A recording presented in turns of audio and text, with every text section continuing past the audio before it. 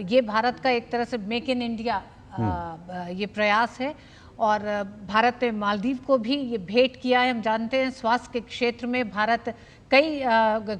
बड़े सहयोग कर रहा है मालदीव को, उसी में से प्रधानमंत्री की इस यात्रा में ये हेल्थ क्यूब्स हैं।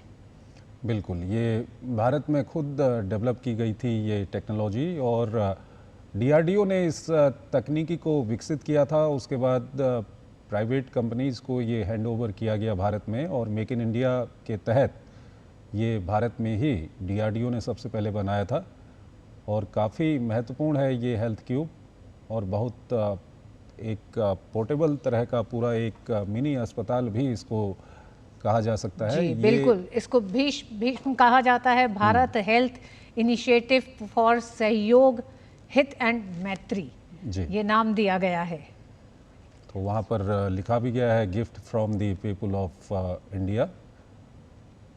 ये एक तोहफा दिया गया है भारत की ओर से मालदीव को। फॉर्मर फॉरेन सेक्रेटरी शशांक हमारे साथ जुड़े हुए हैं। शशांक जी, ये जिस तरह की मदद भारत की ओर से दी गई है, कई सारी मदद हमने गिनाई हैं जिसमें वहाँ पर चाहे घर बनाने की बात हो, वहाँ पर कई बिल्डिंग बनाने की है, रोड इंफ्रास्ट्रक्चर की बात है, उसके अलावा एक हवाई अड्डा वहाँ पर भारत के सहयोग से बना हुआ है और अभी हम देख रहे हैं कि हेल्थ क्यूब भी वहाँ पर भारत गिफ्ट के तौर पर मालदीव को दे रहा है। Shashank ji, regional maritime security की अगर हम बात करें तो भारत भी कुछ उम्मीद करेगा मालदीव से? अगर मालदीव्स को सेंसिटिविटी है कुछ मसलों पर कि डायरेक्टली नेवी के साथ में कोऑपरेट करने में या एयरफोर्स के साथ में पहले करते रहे हैं, तो हम समझते हैं कि जो हाइड्रोग्राफिक सर्वेज होते हैं या कोई विजिट्स हो सकते हैं भारत की तरफ से, वो उनको अलाउ जरूर करने चाहिए और उनको समझ में आ जाएगा, ऑलरेडी समझ में आ गया होगा कि अगर जिस तरह से भारत ने कम दामों पर अपनी टेक्नोलॉजी डिफेंस के लिए हो, सिक्योरिटी के लिए हो, जो एस्टेब्लिश करी है,